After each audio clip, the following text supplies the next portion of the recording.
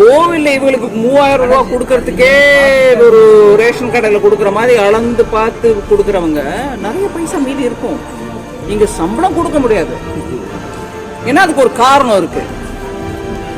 அந்த மாதிரி தெருவை ரிப்பேர் பண்றதுக்குலாம் உங்களுக்கு ஒன்றும் கஷ்டம் இருக்கு. நீங்க அதை பத்தி யோசிக்காதீங்க. இல்ல நீங்க என்ன நீங்க கேட்கிற விதத்துல அவங்க சொல்லுவாங்க, இல்லைங்க பண்ணணும், நீங்களும் ரொம்ப பெருமையா சிஎஸ்ஆர் ஏற்பாடு பண்றேன். நோவே இருப்பா தம்பி, நீ ஏன் உண்டியில போடாத, எங்க கொடுக்கணுமோ கொடுத்துக்க.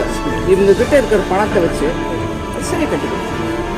நான் ரொம்ப கிண்டலும் கேலியுமா பேசுறேன்னு லைட் எடுத்துக்கிறேன். உங்களை வேற எதுவும் கேட்கல.